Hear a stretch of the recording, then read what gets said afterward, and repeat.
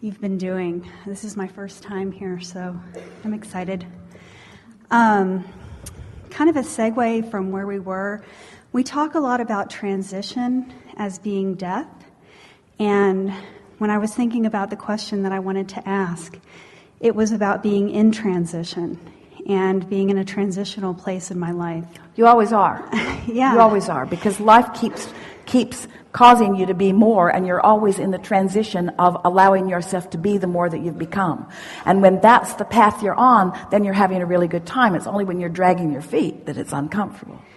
So in this transition, I feel like my grid has been filling in on this side, and everything that I've known that has been steady, that has been good, that has been strong is on this side. Well, everything that you are is always moving with you. In other words, you're not leaving anything behind. There is a distinction. We just talked about it. Let's focus here.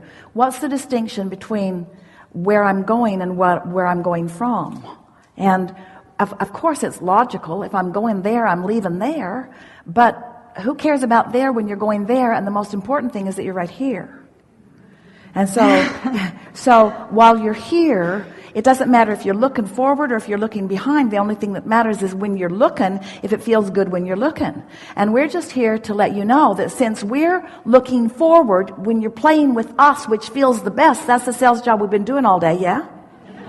So if you want to play with us, look forward. We're not saying you can't look behind. We're just not looking behind. We're looking forward. What if forward is so unknown? It always is. That's why it's fun.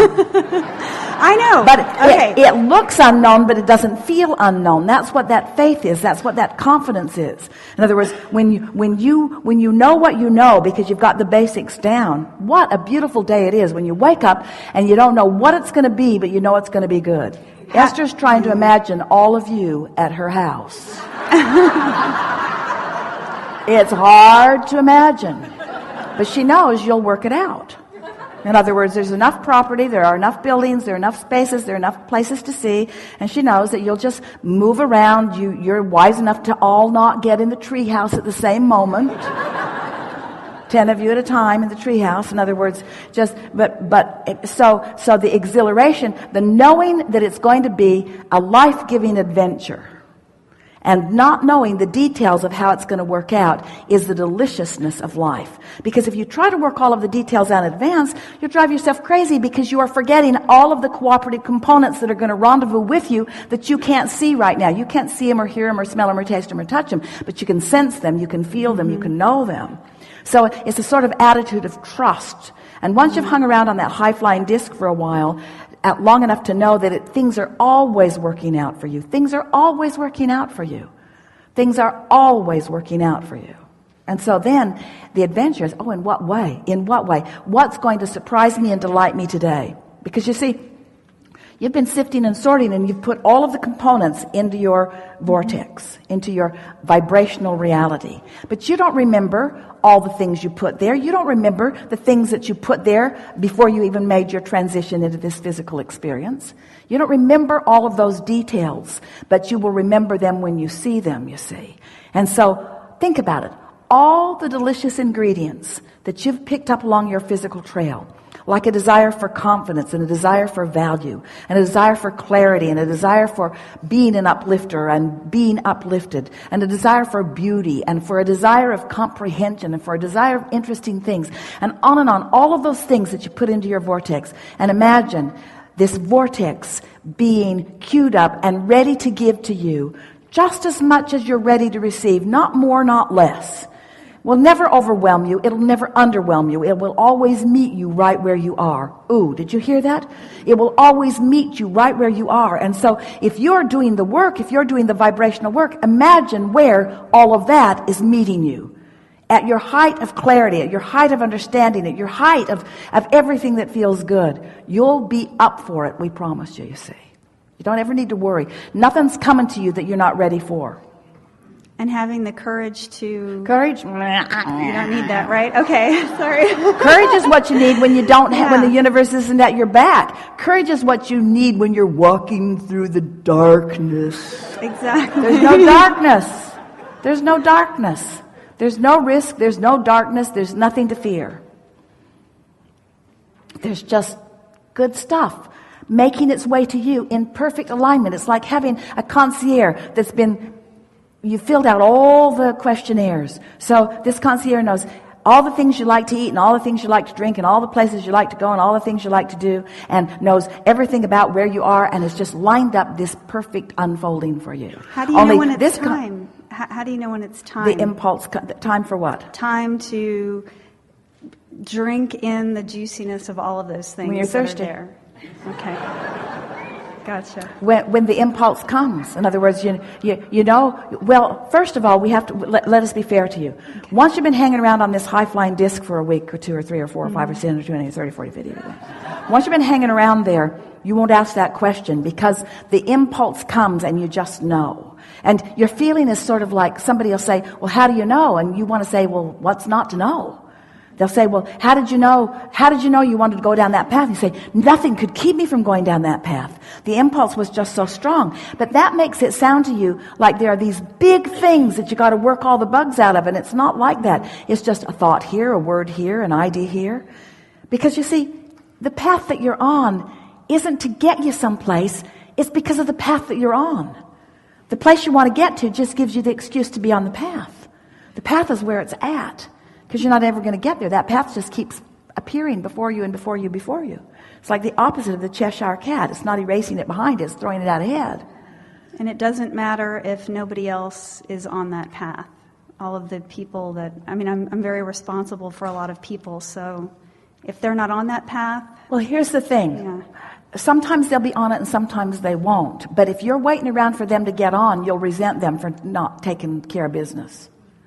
In other words, if you start denying your path that you can feel so strong, ever stronger, and you're trying to get somebody else to keep up, then you're not on the path, and then you're blaming them for not being on the path. So what you do, you just carve out a really good path. What does a path say to you? What kind of path do you think most people are looking for?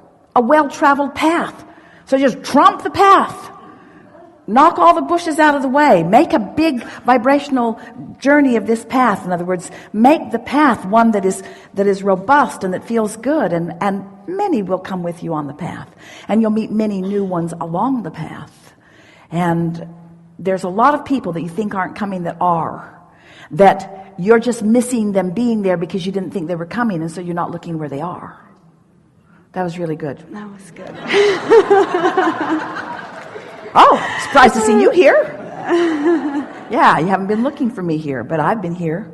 I've been zigging while you've been zagging. That's really what's happening with a lot of you, because you're up and down and up and down and up and down and up and down. But as you are more consistently sustaining your high-flying vibration, you'll be recognizing a lot more people who just kind of blunder onto the path. It's like even this trajectory that we were talking about. So imagine this trajectory that started even before your birth, and it's a trajectory of well-being and confidence and alignment and clarity and all of that stuff that you aspire to. So here's this trajectory. And so let's say that you're really little and your parents are very positive and they just love you and adore you, and it's all good things that come out of their mouth. So here you're on this path and they're on that path with you, and it seems like the path is just moving along, and then you go to school. And let's say your teacher's not having as much fun in life as she would like to. And so your teacher is and your teacher believes that it is her job to point out every flaw that you might have, that it's her job to teach you the rights and the wrongs of everything. And so suddenly, gradually, but because of this influence, now you're having a little bumpy ride for a little while. But your guidance is trying to call you this way. You really know that you're good, and you really know that you're valuable.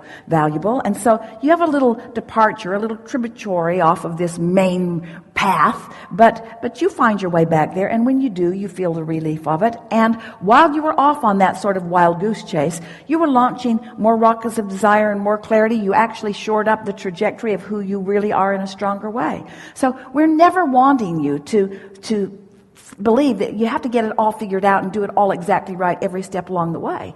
But it would help you ever so much if you could just take away from this conversation, it's supposed to feel good, and when it doesn't, you are off the path for whatever reason. And don't try too hard to figure out what's wrong, and while you're off the path, just try to find words that soothe, that get you back on it. And before you know it, you'll have such a steady, strong, clear trajectory that many of the people who have been looking to you for guidance will come right along with you. And you'll have many opportunities to have those conversations to let them know what you've come to know.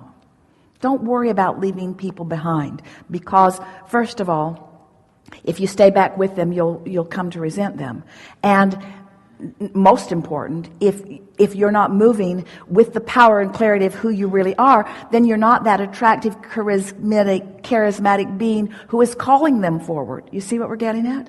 There is so much leverage in this alignment, and there is so little leverage in the alignment on the Onra disc or the alignment on the fearful disc. The power is in that true alignment. Don't you notice that? Aren't you drawn to people who are having a good time? And aren't you drawn to people who feel good? Aren't you drawn to lighthearted? Don't you like feeling good? Isn't happiness a very strong compulsion? Don't you gravitate there? Or did that teacher get hold of you and convince you that you're here to prove some sort of worthiness that no one can ever prove, because there's no one taking score like that except you, and all you do is prove to yourself that you're disconnected, so stop it. Did we get there? Yes. Enough? Yes. Really Thank good. you. Thank you so much.